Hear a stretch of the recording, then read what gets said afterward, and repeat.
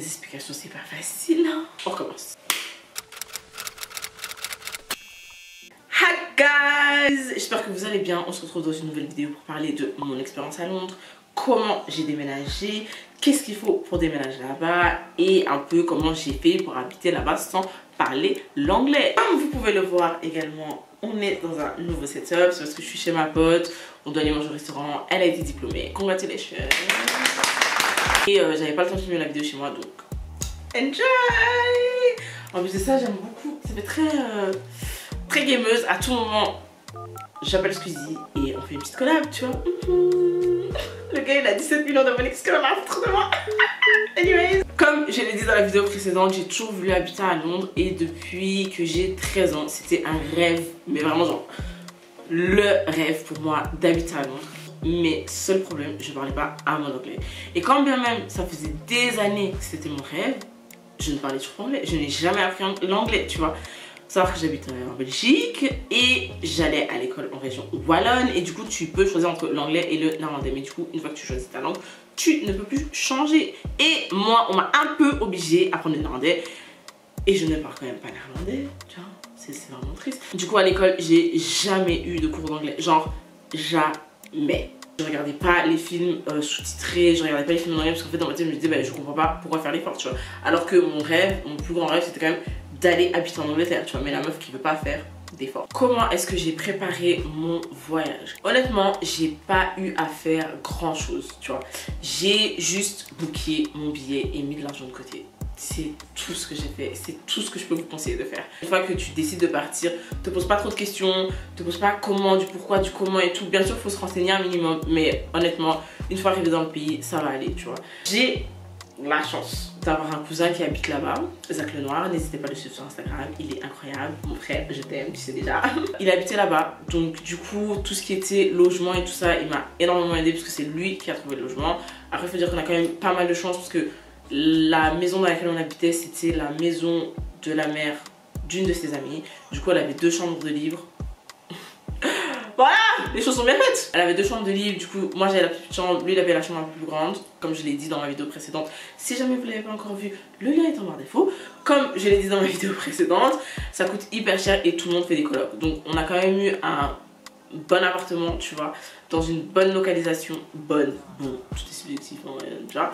Mais moi je trouvais que c'était quand même ok pour un prix largement assez, tu vois. Donc moi c'était 500 € que je devais payer tous les mois. Et en plus de ça, il faut compter voilà, les transports, la bouffe. Mais avec les économies, je comptais quand même tenir un bon temps avant de trouver du travail. Combien est-ce que j'ai économisé avant de partir là-bas? Au total, vraiment 5 000. 3 000, ça va. 5 000, c'est le top, tu vois. Le temps de trouver du travail, d'être sûr que... Voilà. Mais si vous avez moins, bonne chance, la chance. La chance ou la malchance que j'ai eue, quand je suis arrivée, c'était quand même le confinement, tu vois. C'était quand même... je pouvais pas apprendre l'anglais, je pouvais rien faire, donc je suis restée des mois à la maison. Je me suis inscrite sur Tinder pour me faire des amis. Et c'était très drôle. Et je sais pas si je dois faire une story time sur ça, parce que je vous jure c'était vraiment drôle en fait. J'ai essayé un peu de parler avec des gens et tout ça. Dans ma bio, il y avait bien écrit que je venais d'arriver, que je voulais me faire des amis et tout ça. Donc un peu comme ça, je me suis fait des amis, mais voilà. Une fois que le confinement c'était un peu fini, pas vraiment mais un peu, j'ai pu aller m'inscrire à l'école. Alors je vous raconte cette journée, c'était des barres. Déjà de 1, c'était mon cousin qui avait appelé, qui avait fait toutes les démarches et tout, donc j'ai pas eu à le faire encore une fois, donc ça c'était génial. Et au moment de l'inscription, il m'a dit oui mais vas-y, va t'inscrire toute seule et tout. Moi très frustrée, moi je lui en voulais parce que je me dis mais comment ça tu me laisses comme ça dans la gueule du loup, Non frère, va faire l'inscription pour moi. Là c'était une bonne chose parce que j'ai été là-bas et c'est là où j'ai vraiment été confrontée au fait que je devais vraiment parler anglais, tu vois, et que je devais vraiment faire l'effort. Mais il faut savoir que les anglais c'est des gens lovely, donc ils font tout pour t'aider, ils font tout pour te comprendre. Donc au final l'inscription ça a été, j'ai pu m'inscrire toute seule à l'école. Après ils m'ont fait passer un test online que j'ai littéralement foiré. Enfin mon niveau c'était littéralement en dessous de 0, tu vois, tu pouvais pas faire pire. Anyways, ils ont des levels et moi je pense que j'étais genre vraiment genre entry 1 ou entry 0. Parce que voilà, j'étais nulle à chier. Tous les cours que j'ai eu, c'était que des cours online. Est-ce que ça m'a vraiment aidé? Non, tu vois. c'était bizarre. En tout cas, les cours online, ça m'a pas aidé et j'ai pas vraiment aimé. Là, on va arriver à la période où j'ai vraiment appris l'anglais. Donc après ça, pendant longtemps, j'ai pas eu de travail, il s'est passé plein de trucs. Mes économies commençaient un peu à se barrer, tu vois, parce que c'est bien beau, mais la vie à Londres, ça coûte très cher, donc t'as pas de taf et tout, t'as pas d'entrée d'argent, t'as des loyers à payer, des transports à payer, une vie à faire. Donc du coup là, j'ai commencé à chercher du travail et heureusement pour moi, je connaissais une fille qui habitait à Londres.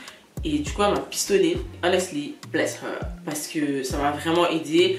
Je me rappelle que c'était un jour, elle m'a appelé, elle m'a dit oui et tout. Il y a une de mes collègues qui est malade, on a besoin de quelqu'un. Est-ce que tu serais chaud de venir la remplacer? Je vous avoue que c'est vraiment Dieu.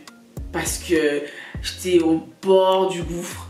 J'avais mes règles, j'étais au bout de ma vie. Moi je voulais pas sortir, tu vois, ça me faisait trop mal et tout. Et je me suis dit, anyways, il y a une petite voix qui m'a dit, écoute Jojo, vas-y, c'est peut-être ta chance. Donc du coup, j'ai pris mon courage à deux mains et je suis partie faire le shift. C'était dans un restaurant, c'était pour faire runneuse. Je sais qu'on n'a pas ça ici en Belgique, mais en gros, pour vous expliquer le poste, tu prends pas les commandes, tu fais rien du tout. Tu apportes juste le plat sur la table. Et voilà, tu dois juste dire ce que c'est et c'est tout. J'ai fait le shift et le premier soir, Dieu merci pour moi, la manageuse était française, du coup elle parlait français, donc ça m'a beaucoup aidé, elle m'a beaucoup bien expliqué tout ce qu'il fallait que je fasse, donc du coup mon shift s'est super bien passé et à la fin de la journée, enfin à la fin de la soirée parce que j'ai fini tard, ils ont décidé de me garder. Et là c'était le début de la grande aventure de mon apprentissage de l'anglais. Encore une fois, comme je l'ai dit dans la vidéo précédente, trouver du travail c'est vraiment facile parce que quand bien même elle m'a pistonné, j'avais déjà eu un entretien d'embauche avant en fait. La raison pour laquelle ça s'est pas fait, c'est parce que j'avais pas encore le numéro qui me permettait de travailler dans le pays, tu vois. Ça prenait du temps à arriver, je l'avais pas encore et du coup bah j'ai pas eu le job. Mais même sans elle et sans parler anglais, j'ai quand même eu un entretien et pour eux c'était ok que je travaille même si je parlais pas un mot d'anglais, tu vois. Donc du coup si jamais vous allez dans le pays, si jamais vous voulez y aller, sachez que trouver du travail et vous faire de l'argent, c'est easy, c'est vraiment chose facile. Dès qu'ils m'ont accepté, le lendemain ils ont envoyé mon contrat, le jour d'après je commençais officiellement. Ma manager était française donc du coup c'est vrai qu'au début je parlais beaucoup français, mais tous mes autres collègues parlaient anglais donc je devais m'y faire. Et c'est comme ça petit à petit que j'ai commencé à parler anglais. On me disait oui tu dois dire ça c'est le plat, ça c'est la nourriture et tout. Et ton cerveau commence vraiment à se faire et à se formater parce que tu es dans un environnement où personne parle ta langue. Tu dois comprendre, donc à un moment donné ton cerveau il se fait, il s'oblige en fait. Dans mon parcours ça n'a pas été aussi facile dans le sens où vu que j'étais runneuse et que je devais pas vraiment parler et que j'étais très timide et que je voulais pas parler avec mes collègues, c'était un peu bizarre tu vois. Ensuite mon restaurant, il y a eu une inondation comme je l'ai dit précédemment, il pleut tout le temps dans ce pays donc voilà il y a une inondation. Dieu merci pour moi ils avaient 3 branches, enfin ils avaient 3 restaurants.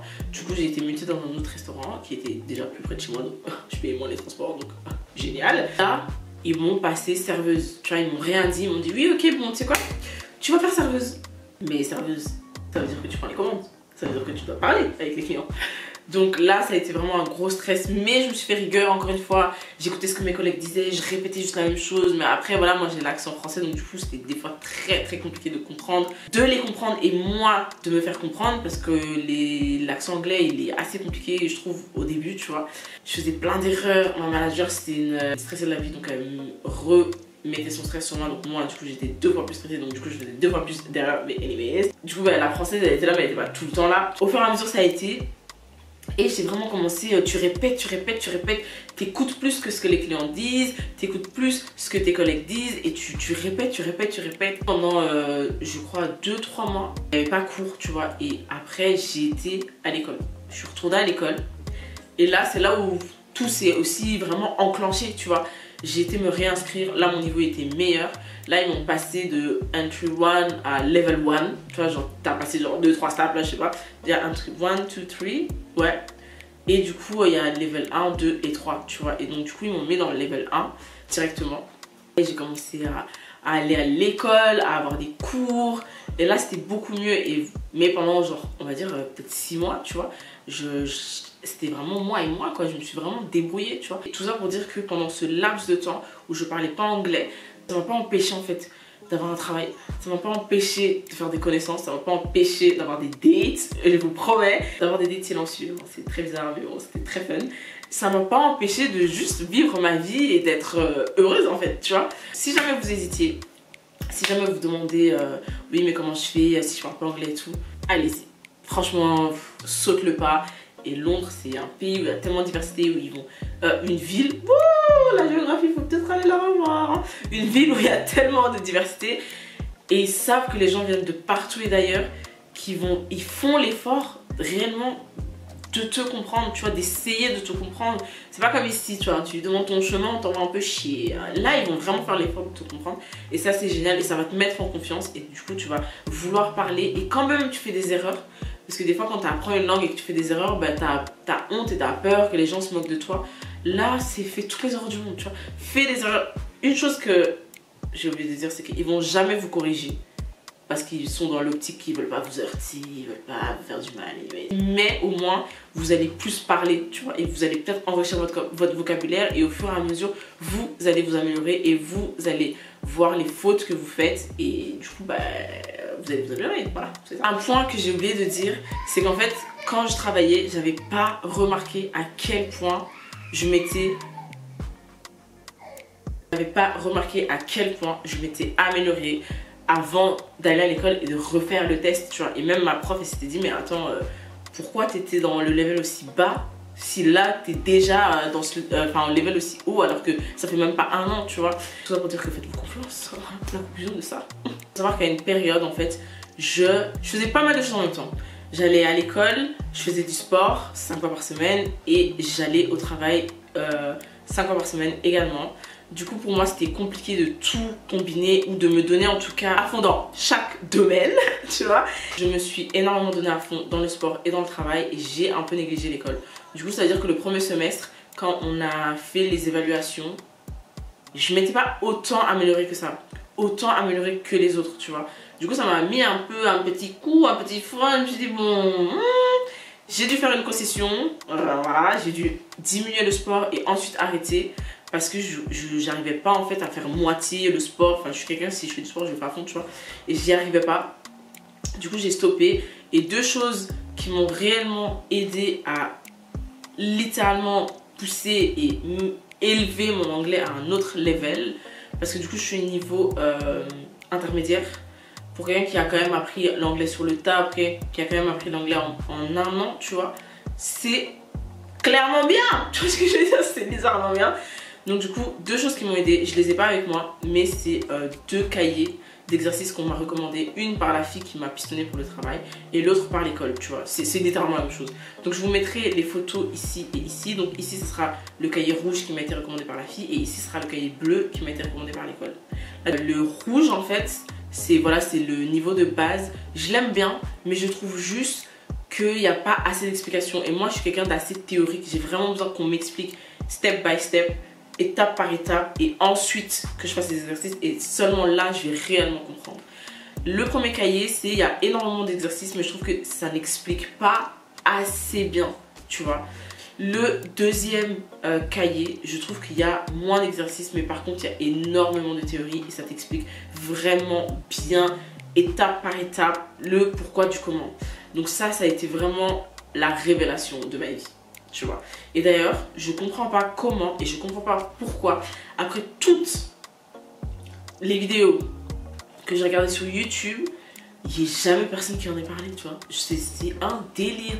Parce que ça, en autodidacte, par exemple, c'est littéralement génial, tu vois. Parce que du coup, en allant à l'école, il fallait aussi être énormément autodidacte parce que bah, on est tous des adultes, c'est pas comme si tu allais vraiment au collège ou à l'école secondaire ou primaire et que tu avais des profs tout le temps derrière toi. C'est plus comme si tu étais à l'université, tu vois. Tu as des profs qui te donnent des trucs à faire, qui te disent quoi faire et tout, mais tous les exercices et tous les jours tu dois t'entraîner chez toi. Au deuxième trimestre, quand j'ai vraiment décidé de m'y mettre à fond et j'ai vraiment décidé de me concentrer sur ces deux cahiers là, mon niveau s'est littéralement amélioré, tu vois. Et c'est là où je me suis rendu compte que bah, l'école c'était bien, ça a été un support. Mais si j'avais dû faire 100, j'aurais pu, tu vois, si j'avais, parce que les signes n'aiment pas les règles, si j'avais voulu faire 100, j'aurais littéralement pu, tu vois. Donc si jamais vous n'avez pas les moyens d'aller à Londres, si vous n'avez pas la possibilité, mais si vous voulez quand même apprendre l'anglais par vous-même, de façon autodidacte, je vous promets, je remets les photos de ces deux livres, parce qu'ils sont juste incroyables. J'en ai également un autre. Je mettrai la photo si je retrouve. C'est le cahier de vocabulaire.